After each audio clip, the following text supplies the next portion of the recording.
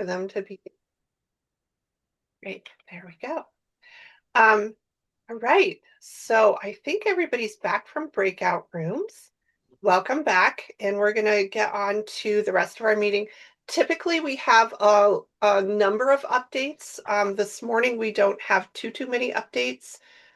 For our programs and partner updates, I'm not sure, do we have anybody from Food Bank that has your latest service numbers from May? Because I wasn't sure if I was able to get that. So if you're here from Food Bank and you have your latest service numbers from May, I invite you to just pop off mute and say hello. Now, many things going on, so folks may be out. And then specifically, if we have Heidi today, we do always like to share that SNAP Outreach is available. Any partner organizations can always reach out through the SNAP Outreach Partner Resource page. I'm not seeing Heidi, so I'll just kind of take a moment here. And then I really want to highlight that there is a quarterly SNAP Outreach workshop that helps partners know all of the ways that you can get this information out. It's a team effort across the whole state to make sure that we can close that SNAP gap and bring the many folks in New Hampshire who aren't enrolled in SNAP, who could be taking advantage of those programs, into the program. And the next workshop is September 9th from noon to 1:30. And you can reach out to Heidi Johnson. Here's her email with any questions on that. Before I move on to this, any other partner updates that people have? You can raise your hand or come off mute.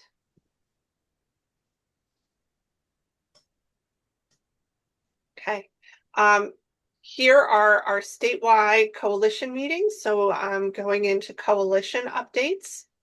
On the horizon, we have, of course, we'll talk about this. We take a break for this one, Food Access Coalition.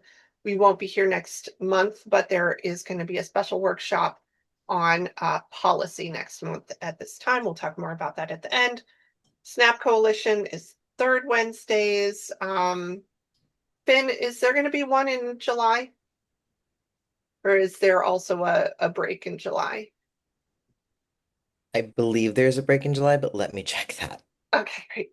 And here are our other work groups, Nutrition Action Research Network and Nutrition and Health Equity Work Group, and we can share more information about those. Yes, there is, sorry, because in July, the next topic for SNAP is ABOD eligibility update, which is one of the big changes. Yeah, one of the big changes is ABOD eligibility within SNAP. And Sarah, yeah. Sorry, you might just want to tell people what ABOD is. Yes. That is able-bodied working adults. Able-bodied adults without dependents. Thank you. And able-bodied adults without dependents are the definitions of them are changing. The upper age has shifted from 54 to 64. Is that correct? Yes. And then the dependence age has gone from 18 to 14. And then these are people who, in order to stay on SNAP for more than 3 months in a 3-year period, have to meet certain work requirements, which have gotten more stringent and now apply to more people. Yeah. Thank you. Do you want to say more about it? Because this is it's complex and it's really putting a lot of burden and throwing people off who should be eligible. It looks like John has a question. Yeah, just a real quick question. The able-bodied person without dependents, are the work requirements different if you have a dependent? Yes.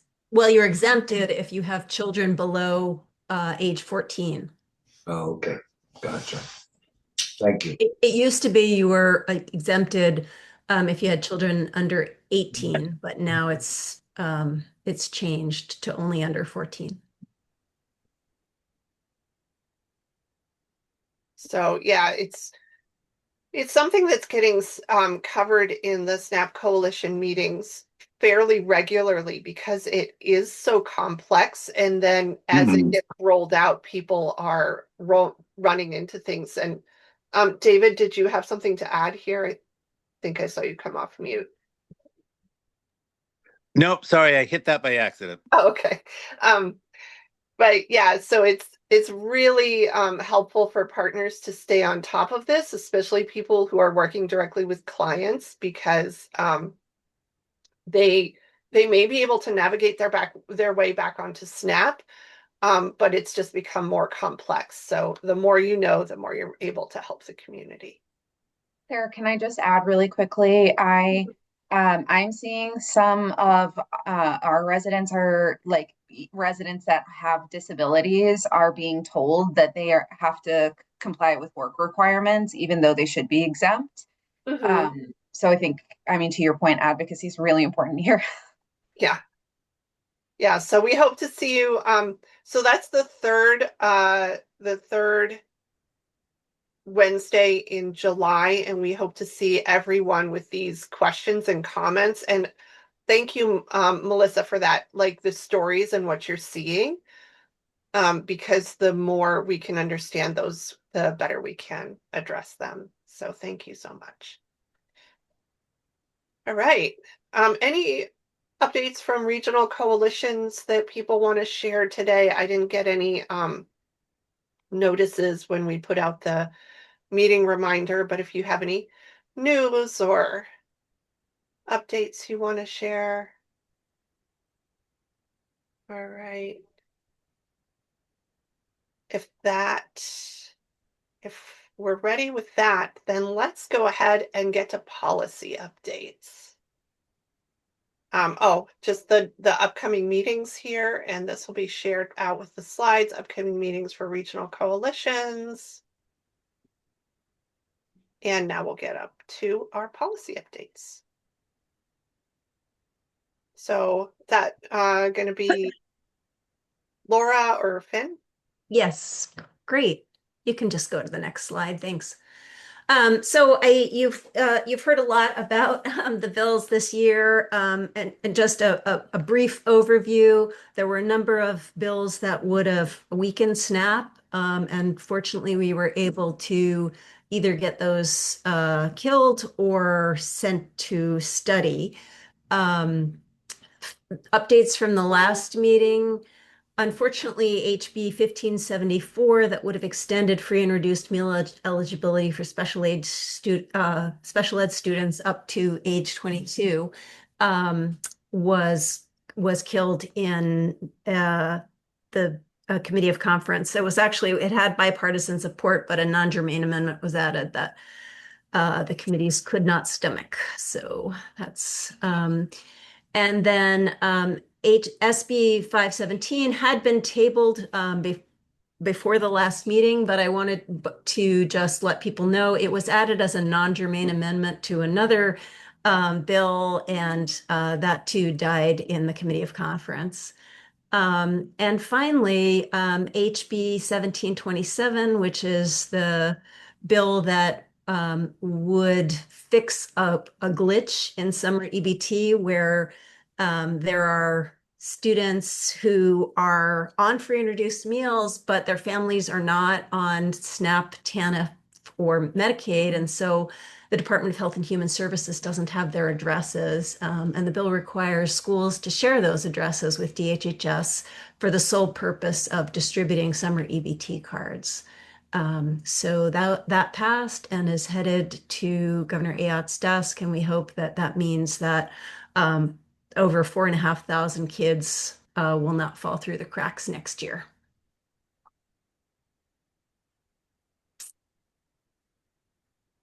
And pass it to Finn. Awesome, thank you. So I know that we kind of gave a detailed overview of the Farm Bill in the last meeting, but wanted to give you just an update today. So the Senate Agriculture Chair John Bozeman released the discussion draft of the Farm Bill plans yesterday. The bill, unfortunately, just ignores the need of tens of thousands of people.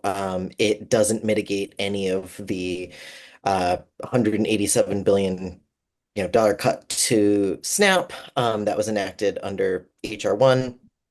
Um, and specifically, the draft fails to address the harmful cost shift to states. So it's also, sorry, before I move on, just important to note that the Senate discussion draft doesn't add more SNAP restrictions, but it doesn't undo the ones that were codified in HR 1, which are already severe cuts to the SNAP program. So the new administrative costs would be about 6 million more per year. And the benefits cost based on an error rate would be between 8 and 24 million per year. So a huge cost for the state. Nationally, the bill ends eligibility for many, lawfully present immigrants. It eliminates standard deductions that help families qualify. It forces strict work requirements. And then on the local level, it shifts that administrative cost of SNAP from 50 to 75%. Historically, the state and the government have split the costs 50-50. So upping that share of the state cost, and New Hampshire, I think, as we all know, has a pretty tight state budget already, and this could really weaken the SNAP program.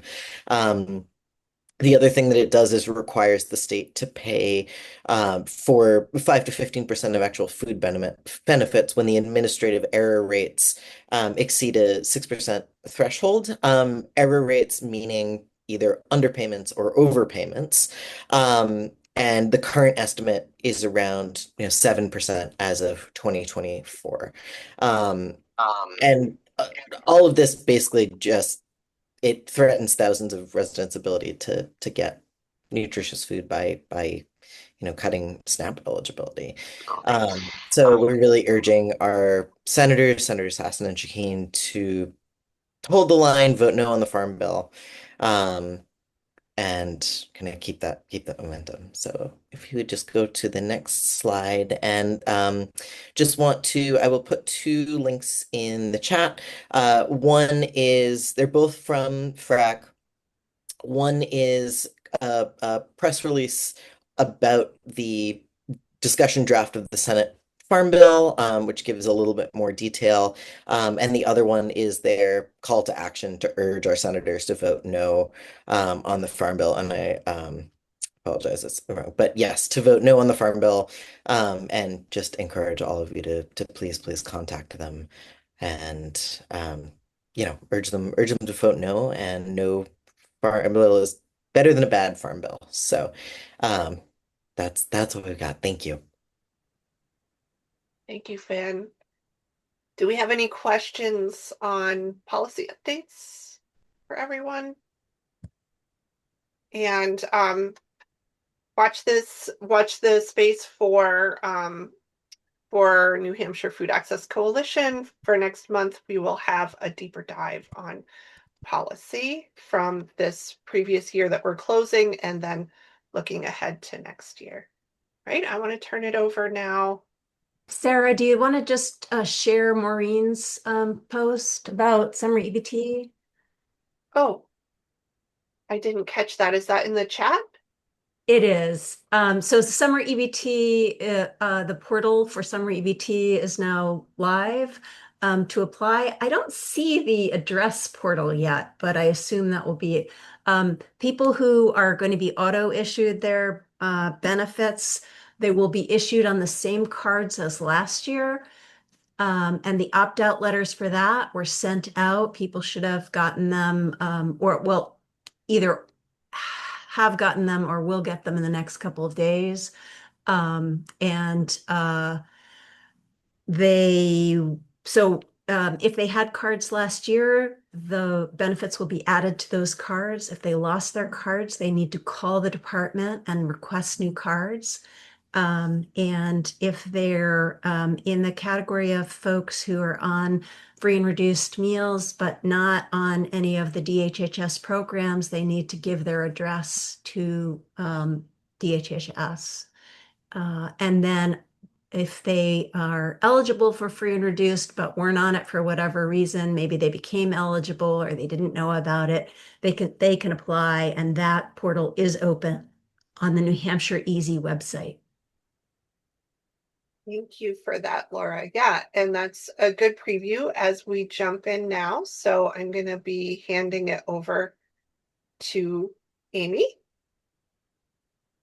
and start sharing your presentation. Yes, thank you. Yes, we will cover summer EBT, what we know, and definitely invite people to share more details and what they know in the chat throughout, and then we'll have some time for discussion at the end. So yeah, today our presentation is about New Hampshire summer nutrition access, specifically how do we feed kids in the summer who are typically getting meals at school, we hope. And so we have a couple of options. So next slide. We have our summer meals in New Hampshire, and we also have summer EBT.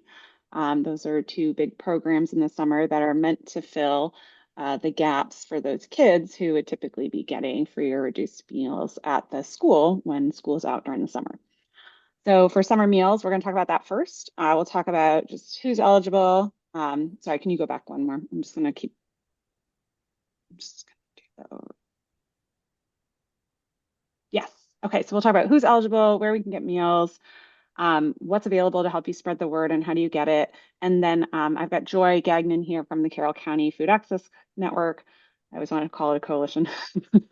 And she'll share about how Carroll County has supported summer meals the last few years with their coalition and what they've been up to. And I know other coalitions have done work too. So this is just a chance to sort of highlight that and get some ideas going.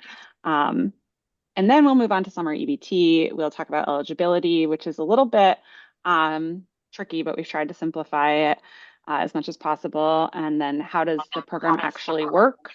And then Brendan from New Hampshire Food Bank is here, and he is going to wrap us up with how we can double our summer EBT dollars, because you can not only get summer EBT, you can double them on local fruits and vegetables at our Granite State Market Match and our Double Up Food Buck sites. So that's our outline. Let's dig into summer meals. Next slide, please. So who is eligible to receive summer meals? So every child 18 years old and under is eligible for no-cost summer meals. Every kid. And then, sites don't have an infinite supply. They do their best to plan for what's expected. They try to make sure that they have meals for everyone, certainly. But meals are typically first come and first serve, and some sites require registration and things like that to ensure that they have enough and they can they know what, how much to get and how many people to expect. Next slide. So the best way, unfortunately, there's the way summer meals works is the sites are are sort of contracting specifically with the DOE to do this. So there's no central site in New Hampshire that's every, there's a flyer for every site in the exact same format. The sites are responsible as part of their contract for advertising summer meals. But so they're in charge of sort of what their flyers look like, what goes on them, those sorts of things. But FNS at USDA does require that the info for the summer meal site in the state is displayed on their website. So that is the website here. So this is the one place that you can go. And you can go to this website and you can find summer meals in New Hampshire as well as in other states. And I believe the state is required to update it weekly during the summer with, I think the new info goes live on either Fridays or Mondays. So it is updated. And on the site, you can toggle between the teal dots, which you can see on the screen, show you sites where you are eating a meal at the site, versus there are some sites, which are the orange squares, where you pick up meals to go, either for the day or sometimes bulk for the week. So let's go to the next slide and I'll show you what that looks like. So this is, I just put in my zip code here and I saw what came up. So you can see the pin is sort of my location. And then this shows you that there are sites, some of the teal ones are those eat on site options. And then the orange ones are where I can pick up meals to go. So next slide. When you click on those like dots, so one of the orange dots is the Richard Elementary School, for example. You can see the information pops up for the site. So it'll have the address, the name of the site, start and end date for the summer meals program, the days that they're operating, a contact phone number, and the times too. So for breakfast, it's 8 to 8:30. For lunch, it's 11:30 to 12 at that site. The other site on here is a site where you eat on site, and you can see at the top, Chesley Library and Meals, or sorry, I got that wrong. The first one was eating on site. Chesley Library was Meals to Go. So that's the second site that's on here. And you can see there the sponsoring organization is Stratford County Head Start. The location is the library. They have the address. The start date is June 25th. The end date is September 1st. And they're operating on Tuesdays only. And you can come between 4 and 5:30 and you can pick up 5 days worth of meals. Oh, sorry, on Thursday. So that's an example of how you would use the site to find the info about, so that you know sort of what programs are around you when they're operating, what they offer. Next slide, please.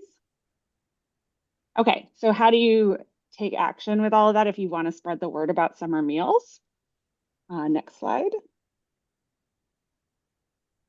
So, essentially what you would do is find a site. So use the site finder, get their contact information, and then you want to contact the site and tell them you want to spread the word about summer meals and ask if they have a flyer or a promotional. They might have even social media posts or a blurb you can put in a newsletter. So they're in charge of their promotional materials. So you're going to have to get them from the site. They may have them online, but again, that's up to the site. So, the foolproof way is to use the site, call them and ask them if you're not finding like a flyer easily available on their website. Our friends at New Hampshire Food Bank, they have a lot of summer meal sites. They do like 20 sites. They're certainly not the only sponsoring site, but they do a number of them. And so I know that they do post their info on their website. And so I put the link here and I'll stick it in the chat. So for all of the summer meal sites for the food bank, they put them up on their website and they're working on getting those up now. I know they just got approved recently. So that's one that if it's a food bank site, you'll be able to get them there. But you can also call them and ask because they're very friendly and I'm sure they'd love to share more with you. And then, you can share with your clients, communities on social media and in newsletters to get the word out. Amy, can I ask a quick question? Yes. So I'm just wondering, I just used the website to look for sites in one of the locations where I provide services.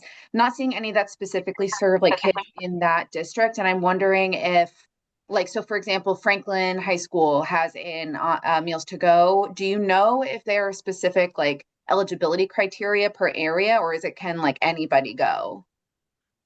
Any kids should be able to access them, but you can call the site because, like I said, some of them I know require registration just so that they have a head count for the food. And but there's no like income eligibility for kids to use these sites. It's just any kid is able to get summer meals. Okay, great, thanks. Yeah, thank you for asking. Okay, Amy, sorry, can I just jump in here for a second? Please. This is Mary from the food bank. Thank you, Mary. Yes, I just wanted to say, in terms of eligibility, it can vary depending on the location, just because there are different types of sites. So if a site is, considered an open site, so basically any site at a school has to be open, there's not going to be any eligibility information. But let's say, and I don't even know if this will show up on the map, but like if it was a closed site, maybe at a summer camp, for example, that's going to be different. It's just the kids that are already enrolled in that summer camp would be eligible, or there could be, similar sites like that. But definitely if it's at a school, you know, you should be good to go. But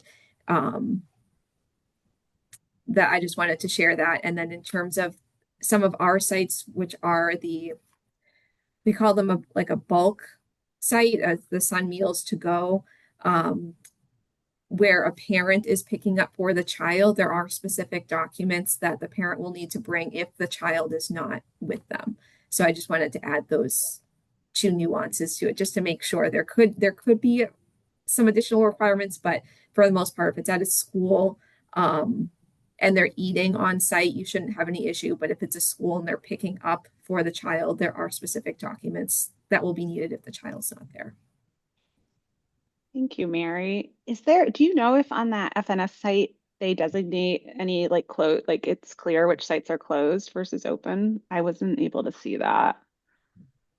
I was just looking on it now to see where our sites, you know, which of our sites, but I'm thinking it doesn't list them if it's closed, or it might. I'm just seeing if there's one. I just clicked on one and it said it was at Brighton Beach. That seems fun, eat on site, but that's not in New Hampshire. But I'm just looking, I'm thinking they might not be on there because I feel like I'm not seeing all of our ones in the Lancaster Whitefield area. And I know we have a couple of closed sites. So that is my assumption, but I'll follow up with more information. That's great. Thank you. It would make sense to me that if it's a closed site specifically, just like it's not open to everyone, they wouldn't put it necessarily on that map, but I never know for sure what they're doing. So that is helpful. Awesome.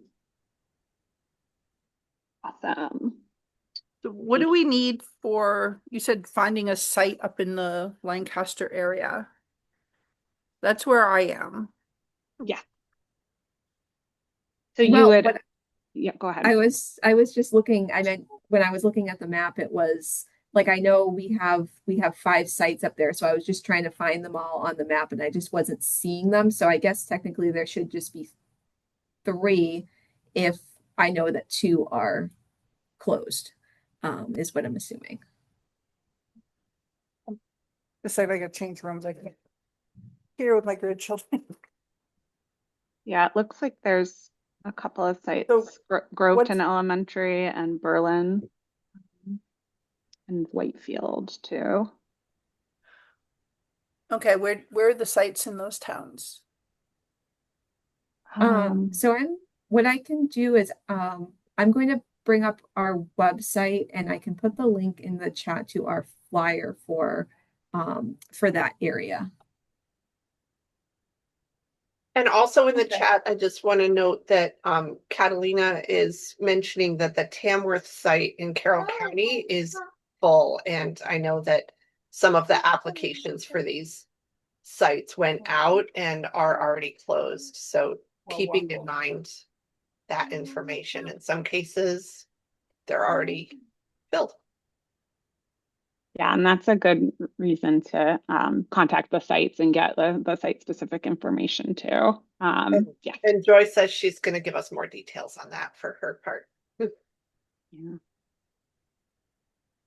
Thanks, Zena, for asking your questions, and Mary for posting the specific flyer in the chat. I see you just stuck that in there. Thank you.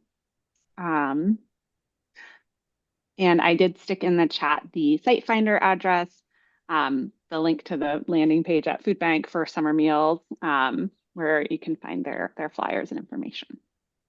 And I will be turning it over to Joy in just a second. I think next slide, actually. Yes, New Hampshire Food Access Coalitions can support summer meals. So we are going to have an example now, and Joy is, like she mentioned, she'll talk a little bit about Carroll County. So Joy, why don't I turn it over to you? We've got your slides loaded in here, and you can share with us how the Carroll County Food Access Network has worked to increase summer food access for kids the last few years. All right. Do you want to go to the first slide there? All right, so I work for UNH Extension in Carroll County, and part of the work I'm doing is leading the Food Access Network. And it is interesting that Amy keeps wanting to call us a coalition when in our name. We are a coalition, but I used this picture of the soccer ball and the net because we are a network.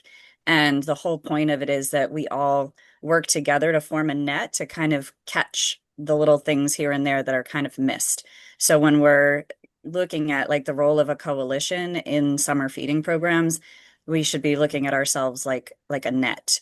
And the point is, like Amy has mentioned, the federal nutrition programs, but there are also other programs available to families in certain regions based on private funding or local support or like the End 68 Hours of Hunger. So I kind of want to tie that all in. It's sort of, I feel like it's our responsibility as a coalition to know all of the different things that are going on so we can provide that information to people. So with the barriers to some of the federal nutrition programs, there might not be barriers to these other programs. So I just kind of wanted to say we have a bunch of goals with our coalition that we've done based on priorities we found from a needs assessment. So we set priorities, and on the top of this slide, there's that table, and it says, one, increase nutritious, healthy food access to high risk populations. That is our priority area. And under that priority area, there are many, many goals. So this is just kind of high risk populations are people who can't cook for themselves, probably. And that would include seniors, youth, people with disabilities, homeless, whatever. So the one in charge of the summer youth meals is Meredith from the food bank, which would have been cool if she was here today. She could answer some questions, but she's not. So our goal for that is to expand summer meal programs and delivery options by one location in another school district next summer. So that was actually last year's goal that we did. And I'm using that because we have all the results from it. So that was our goal. We had summer meal program the year before where End 68 Hours had like expanded theirs through the summer. So this was more just a way to kind of like reach another goal. So the way this worked for us was the coalition was able to provide information. So Meredith came in and she's like, hey guys, I want to try to do more in Carroll County, but I don't know what kitchen I can use. I don't know who can help, all these things. There was like all these barriers. So the coalition was able to list off, like, we have a bunch of kitchens we can think about. So we gave her a nice long list and she reached out to each of them until she found the Remick Farm, which is just a farm museum. And they had a kitchen that she was able to use. And because it has to be a commercial kitchen and it's interesting like that. And then we were able to connect her with Tri-County Transit, which is our CAP program.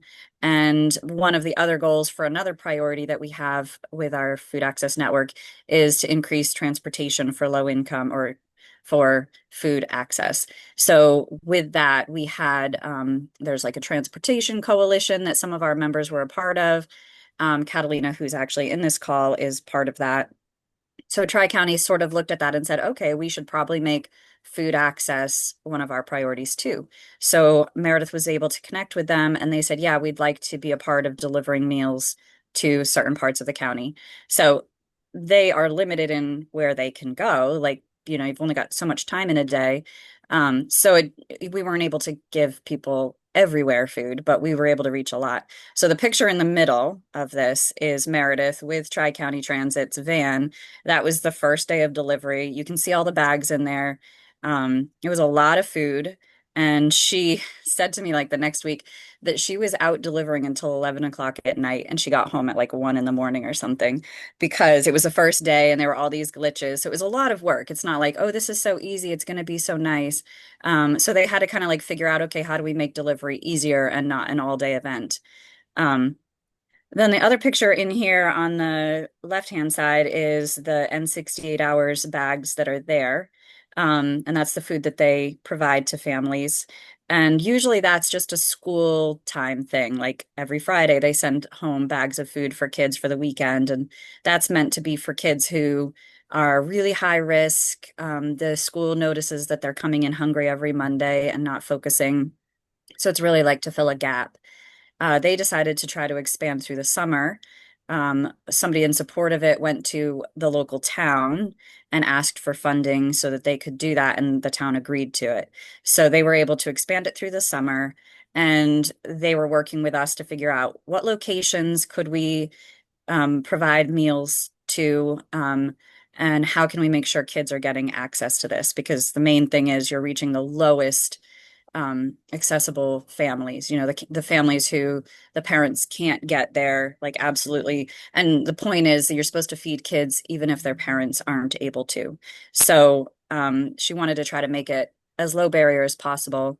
So they found libraries and different community spaces that they could set up boxes of food for people, and families could just come and get it as they needed. But they also wanted to do delivery and reach the most that they could. So in that case, one of the other ways that we did it was we found a low-income community. We knew one person in that community who was well respected and loved by the families there. And she was able to reach out to the families and say, hey, we're going to be offering this N68 hours bags of food if you want to. So the meals were being delivered to a community building in that housing area, and then families could just go there and get it. I think we reached 15 kids that first year that they did that, that wouldn't have gotten it otherwise. So, all right. So then the last picture is a picture of Meredith with, this is Leanne Prentice. She has the building behind her is called the Bear Camp Center, and they do a lot of food access related things. They cook meals and they try to deliver it. They have a like a pantry kind of thing where they have food in a refrigerator. You can just come and you can take food by donation. It's all like pre-cooked and everything. So she was able to work with them to be a pickup site for food. So they were doing deliveries and they were doing pickup. So let me see. I want to make sure I got all this. So this is the food bank, Tri-County, Remick, N68, and Bear Camp Center. Those were all the different organizations that were really making sure this was happening.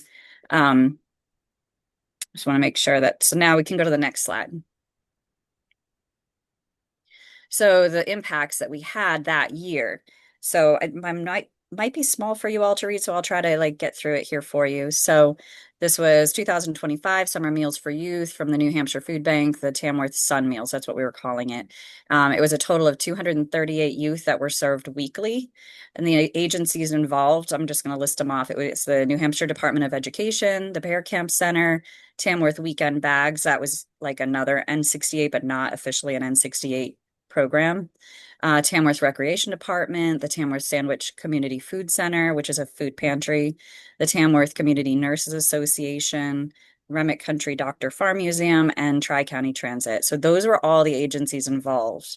It's not just like a couple, it's like a lot to make it work. And then they had the pickup locations.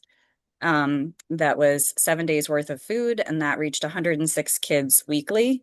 The home delivery was 5 days worth of food. That reached 132 kids weekly. And the total meals served was 13,614. That was just through the Sun meals that the food bank was doing. Then we had the numbers from N68 hours. And this was the N68 hours was only for like the southern part of Carroll County. It was one school district. So it was the Kingswood School District from Wolfboro, and they cover several towns. So for that one, it was a total of 708 bags of food distributed to youth between June and August, equaling 4,248 meals. And then I have it broken down with all of the different sites that they had them at. So they had sites in every town in the school district so that it would be easy for everyone to be able to access. So we have an insurance company, a library, a country store, a village store, a fire station, a town hall, a lumber company. It's very random, flower company. So it was really random, the different businesses that were willing to do this, but it really made it accessible for people. All right, I'm just going to check my notes before I move from this slide to the next. Hold on there, Amy. One thing I was thinking about while I was kind of putting it together is we get really ambitious with our goals sometimes, but your goals can't exceed the capacity of the partnering agencies. So like you guys have all been saying, the food bank doing the Sun meals that they do, there are different barriers. So at the time that we did this, it was free and available to everyone. So anyone 18 and under could do it. They could all sign up. But like you saw, that van was full of food. So your like literal capacity, you can only do so many in a day. But then also the capacity based on the rules of the funding or the rules of the organizations that are doing the providing the food. For example, N68 Hours, they can't have fresh produce in their bags. So we can't have a goal where we're saying we want to add fresh produce to that. It's against the rules. But we were able to do fresh produce that year by having it in a separate bag and delivered like as a separate additional thing. And there was a local garden that was able to provide food for that. So you can't like expect somebody to be able to go outside of their rules or their capacity, but you can find ways around it. Think that was it for that one. All right. So then the last part is like, if you were to do this in your area, how would you get started? Oh, and also you guys are all talking about the accessibility. This year, the summer meals that are being delivered through the food bank have to be pre-registered. They have to be income eligible, like they have to already be getting free or reduced meals from school. So last year we were able to deliver to that many. And I was like, this year I want to make our goals 300 kids. And Meredith came in and said, oh, we can't because the rules have changed and we can only do, I think it was like 125 or something. So like I might feel really ambitious about like, let's do better, but then things can change. So the delivery, they have to be registered and they have to qualify, but then there are open sites where they can go and sit down and eat. And it's like that open, you don't have to qualify. And then, so to get started, you really just need to know your community. So part of being a network is that you're bringing in so many different organizations that you know what's going on. Everybody can contribute a little bit of information. And before long, you know, like so much more than you knew just by yourself. So, one of the things we were doing, we have a tracking form. So last year, I kept saying to everybody, I'd like to track everything. Anytime you run into something that is food related, I'd like to put it in our notes so we know. And then we have that so we know next time when we're trying to do something. So really just collecting all that information. And like there's usually something in a corner of your community where you're like, oh, I didn't know that existed. Now you do. Build your network. So making sure that you're bringing in a variety of organizations with a variety of skill sets. We have homelessness as one of our goals. So we're bringing in an organization that works with that. We would like to do things with like the economy, which we haven't worked on quite yet. But in order to do that, you want to bring in people that work on those kinds of things. So it might not always feel like it's like nutrition related, but you're going to get so much more from it by bringing in a really good group of people. And then making connections. So when Meredith was saying, okay, I want to do this in your community, but I don't know where to go to do it, all we had to do was make connections. So we had that network, we knew the community, so we could just list off. And it wasn't just me, it was like everybody that contributed information was able to list off all of the different kitchens that might be available and make those connections. So sometimes it's just like, that email where you're including all of those people in it. So in order to do this, that's what I would suggest is just making sure your network is really tight and ready for whatever comes. And that's it. Thanks for sharing that, Joy. We're going to keep moving just so that we get through summer EBT 2. Rendezvous. Oh, But please feel free to keep the discussion going in the comments, and then hopefully we'll have some time at the end for a little bit of discussion. So that is summer meals, and that's an example of how One Coalition has worked to increase summer meals, summer food access. Everyone, I think, Joy, something I would take away from that is people being really clear and communicating about their roles, what their capacity is, what their requirements are. And like you said, once you have that information, you can, A, you're all on the same page, and B, like if you still want to do something and it's not within someone's capacity or their roles, you can start to look at other ways maybe to accomplish that, right? Which is great. All right. So let's move on a little bit to summer EBT. Yeah, no worries, Samantha. I'm going to put right away in the chat. The best place to get information on summer EBT is the DHHS website. It has been updated. Everything sort of has started going live this week. So we are going to go through that now, a little bit about the summer EBT program. The next slide, please. And this is just to show you kind of what, when you go to that website, you'll land on a page. There's some information about summer EBT right up front with a phone number for their dedicated phone line. And I do have all of that on a slide. But you can click who is eligible, do I need to apply for summer EBT, how to apply. Those are some different links. And then when you scroll down, you can just see at the bottom, this is just a screenshot.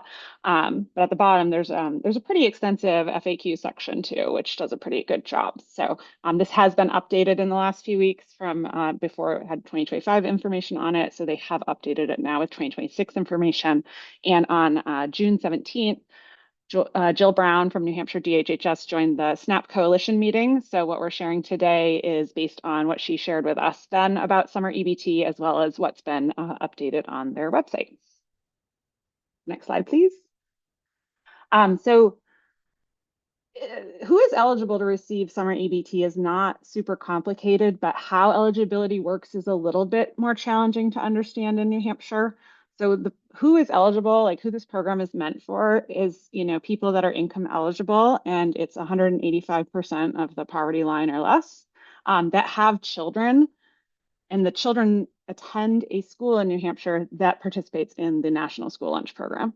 That's who this program is intended for. You have kids, you're at an income level or below, and they go to a school that participates in the National School Lunch Program.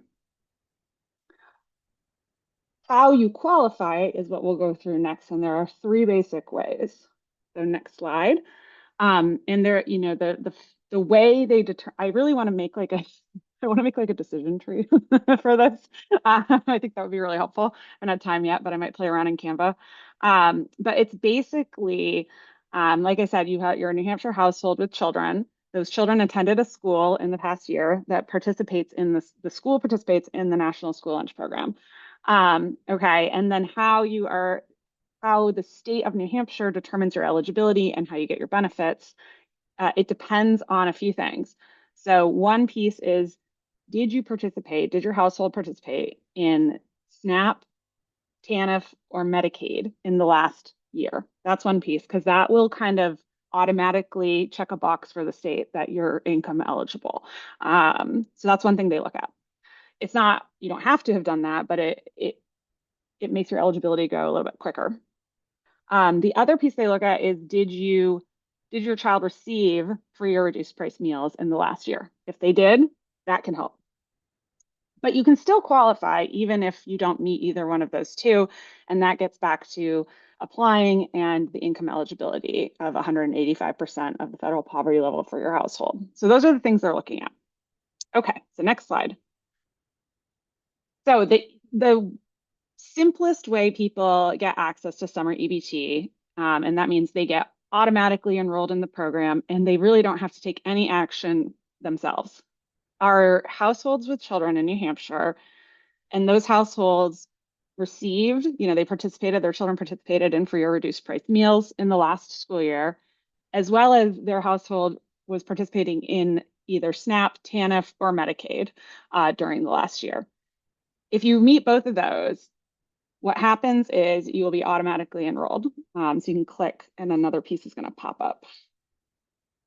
Okay. So if you are in that situation, if your household's in that situation, you'll receive 2026 benefits on your existing card if you participated last year, and those are supposed to be loaded on July 17th this year. If you didn't participate last year, you will get a new summer EBT card automatically issued and sent to you in the mail and with benefits. So that's the first simplest way. The next is, yes, your child was participating in free and reduced price meals last year, but your household wasn't participating in SNAP, TANF, or Medicaid. In that case, you are automatically enrolled, but you have to give the state your address. And that's what that bill Laura was talking about previously will eliminate, hopefully. But for this year, this is how this works. You're automatically enrolled, but you got to go on newhampshireeasy.newhampshire.gov and enter your address. Once you do, and you're approved within 10 to 14 days of your approval letter, they'll issue you a card with benefits and it'll be sent to you in the mail. Okay, one more. Do I want a decision tree? This is the most complicated, but if you are a New Hampshire household and you have a child that went to a school that participates in the National School Lunch Program, but they didn't get free or reduced price meals last year, and your household also didn't get SNAP, TANF, or Medicaid, you might have qualified, but you weren't participating. You can still get summer EBT, but you do have to apply in this case. And this is when they're going to look at income eligibility for your household and do a full application. So if you click in this case, yes. So you apply through New Hampshire Easy. The application is available June 23rd to August 25th. You need to apply by August, before August 25th. That's the last day that you can apply. And this just gives you an idea. They'll get into it just like with SNAP. There are different ways you can qualify, but the general income eligibility here is 185% of the poverty line. And this chart, which is linked on their website, shows you how much that is based on your household size. So for a family of 4, last year, it's $59,478 or less income, and you would qualify. So that would be if you didn't participate in one of SNAP, TANF, or Medicaid, and your kid didn't receive free or reduced price meals, but you do qualify, you do the application before August 25th, and then you can get your benefits. So next slide. Okay, so then here's some other sort of things that we talked about with Jill at the SNAP Coalition. Benefits, when you do get them, they're all at once, $120 per child. So you just get a one-time issuance of your benefits. Once they're issued to you, you only have 122 days to spend them. So that's important. They don't, SNAP benefits, you have a longer period, I believe, but for summer EBT, there's a clock. So that's important to know. The first auto issuance of benefits, like I already mentioned, will be July 17th for those people that are automatically enrolled. After that, as people are approved or they're submitting their addresses, benefits will be issued every Friday for anyone that's newly approved that week. If you lost or threw away or didn't realize they were going to put it on the same card this year, maybe you don't have it anymore, or your card was lost or damaged, there's a specific phone number to call to ask for it to be reissued if someone's in that situation. DHHS also has a dedicated summer EBT phone line that I put here, and it's also on their website. And then when we spoke with them last week, there were some questions about, kind of like individual eligibility cases, and they recommended calling if you're trying to work on, an application and your eligibility, and it's sort of your specific situation. They recommended calling the Bureau of Family Services Customer Service Center, and I also put that phone number here. Okay, so let me I'll put in the chat a couple links there. And let's go to the next slide. Okay, and I'm going to turn it over to Brendan, who is going to talk about the most exciting thing, which is that, hey, SNAP incentives, you guys have heard about these before. Granite State Market Match, Double Up Food Bucks. You can use those for summer EBT benefits, just like you can use them for SNAP. So over to you, Brendan. Yeah, and most exciting is not usually referred to when speaking about me, but the program is. So, yeah, anybody that's eligible for SNAP SEBT is, the cards work exactly the same. So they can go and use them at Granite State Market Match and Double Up Food Bucks locations, where they can double those EBT dollars on healthy fruits and vegetables grown right here in the lovely state of New Hampshire. Next slide, please. So all our sites are listed on our Granite State Market Match website, which has just been linked in the chat as well. And it's pretty simple. SNAP customer will go to the market manager's booth and swipe their card, and they'll get the amount that they swiped on their in tokens for SNAP eligible purchases, and then they'll receive a matching amount of vouchers for fruits and vegetables. And it works really well. We've been doing it for well over 15 years, and we have seen a lot of participation. And they can also be spent on seeds and seedlings if there are any still available at farmers markets. And we have a list of all our farmers markets on our website. Next slide, please. Double Up Food Bucks works very similarly, except that the SNAP shoppers shop as they normally would. They get a 50% off fruits and vegetables at time of purchase. So when they go to the cash register and they swipe their card, they're only charged 50% for those fruits and vegetables. And we have a list of those locations on our website as well. And we have a new flyer that has just been approved by everybody that needs to approve it. And it is, I have a digital version that I can send out and share, and the printed version will be out very shortly. And, you know, we're happy to share any information about that. And I think that's it for me. Maybe one more slide. I don't know. Nope. Let's talk about it. Go. Thanks, Brendan. I am excited to see that flyer. That's hot off the press. So we do have, wow, we did great on time today. Good job, everyone. We have a little bit of time for questions. I'm going to put some prompts in the chat, but you're welcome to just, you know, if you have questions or things you want to share, feel free to raise your hand, come off mute. But what questions you have about summer nutrition access for kids? Do we have what we need to spread the word about summer meals? What about summer EBT? What do we need, you know, really to do that well? Because, you know, I think there's some work we could do there to like kind of create materials and communications potentially. But I think, you know, DHHS did say that they were going to do a flyer, but I know New Hampshire Hunger Solutions is also planning to do that. So hopefully we'll have some stuff for summer EBT soon. And then also just thinking about how food access coalitions can help communities access these programs, you know, what can be helpful in your area. So those are some prompts I have, but I will be quiet and let people share and go ahead. Mariana, thank you for. Yeah. Oh, sorry, my camera's not working. So first of all, great presentation. I know how difficult it must be talking about a new program with all these eligibility criteria. But I'm just thinking about some folks in our care coordination or our social work department at the hospital. You'd mentioned that decision tree, and the last thing I want to do is ask you to do more work. But if you do find some time, and you're passionate about it, I would definitely love to find that and send them out to some folks at the doorways and social work, et cetera. That's great feedback. Thank you. I was thinking about maybe since we put together this presentation, I would maybe write it up in a blog post and link to like a resource, and then I could share that out with you guys because that's what I can do at UNH pretty easily. So great. Thank you. Thank you in advance. Yeah. Awesome. Others, things people want to share or ask or comment on?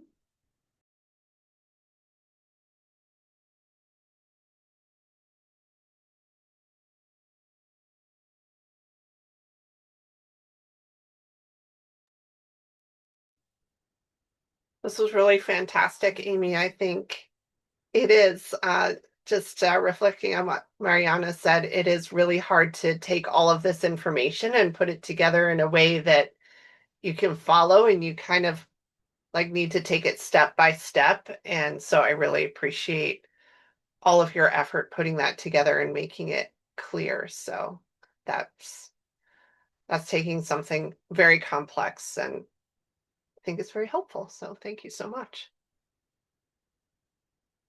Just one more second in case anybody else has a burning question for Amy or for other partners on the call.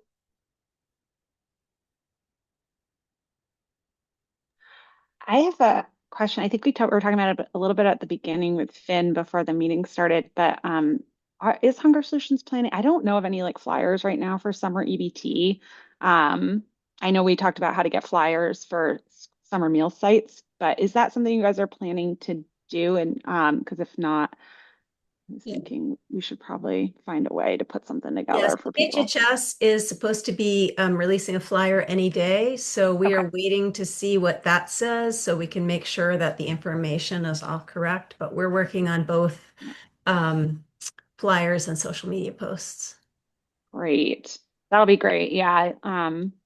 Yeah, I know like when I was looking at my notes from last week, it was like July 15th was the first issuance of benefits, but then on the website it said July 17th. So I was like updating it. So yes, I think once they get that out, if we and then yeah, social media posts that we can share with our organizations, maybe newsletter blurbs, stuff like that would be great. And I will potentially play around in Canva and see if I know how to make a decision tree. This is a good project for one. So Yeah, that we can see when you said that, I was like, I can see that on a decision tree and that being so helpful for people. But yeah, when we do get social media posts and posters out, please help share them out. And Laura, were you going to say more?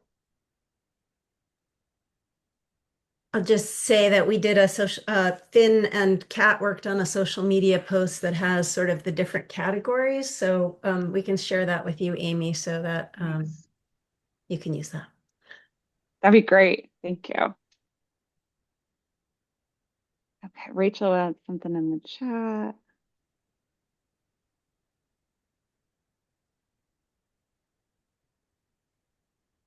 Rachel, do you want to come off mute and share? Sorry to put you on the spot, and it's okay if not. Thought that could be. Yeah, I can just share. In terms of area eligibility, is kind of what Mary was talking about a little earlier. The reason that we have more limited capacity up in Carroll County right now is because the area eligibility has changed.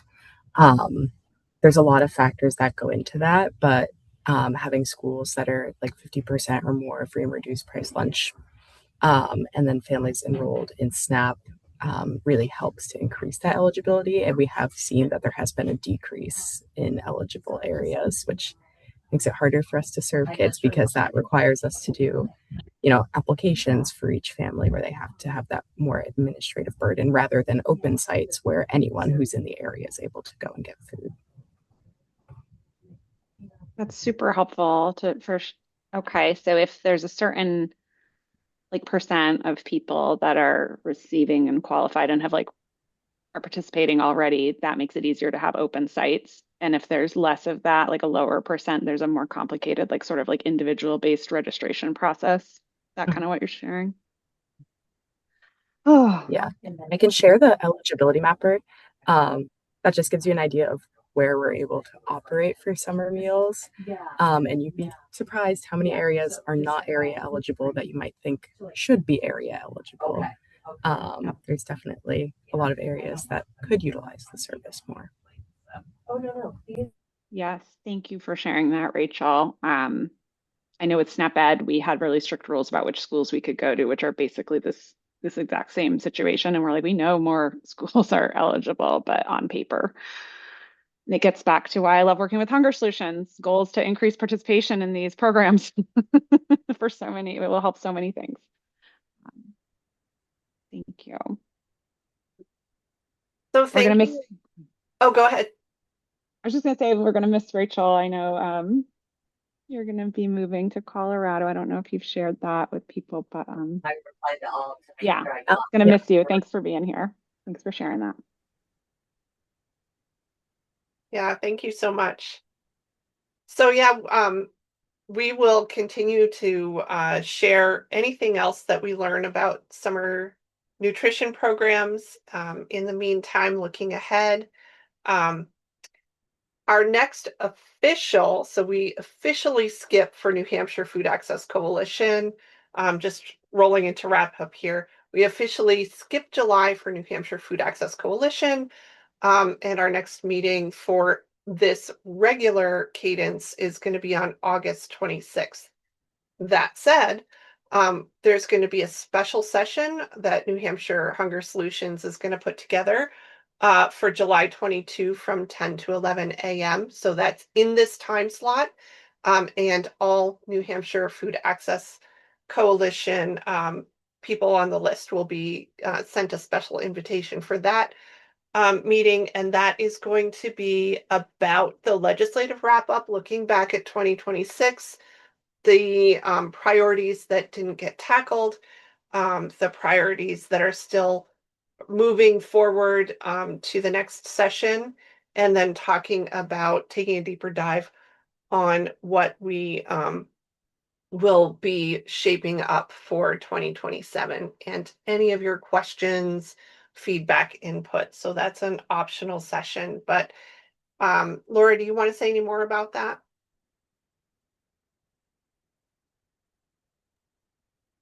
No, other than it probably won't be as long as the New Hampshire FAC meeting is. We'll just but it will be as long as people want to ask questions. So it will just be an update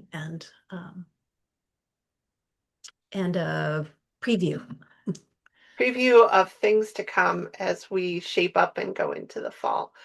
Because this is something that last year we kind of tackled in the August meeting. And of course, policy, as you know, is always woven into all of the meetings. But by August, the LSRs are due in September. So by August, things are pretty well shaped up. So it's a great opportunity in the middle of the summer to check in and stay abreast of everything and ask questions. And then as we go into the fall, many more topics to come. And I do also want to put on the radar screens in September, we do a feature about our regional food access coalitions and what they've been up to. So that will be a special meeting. But August topic is still being designed. So I hope everybody has a wonderful, oh yes, thank you, LSR Legislative Service Request. Thank you for defining that for everybody, Laura. So I hope everybody has a wonderful summer, and we'll miss Rachel. Good luck in Colorado, and yeah, take it easy, and we'll see you back here soon. Bye, everyone. Thank you.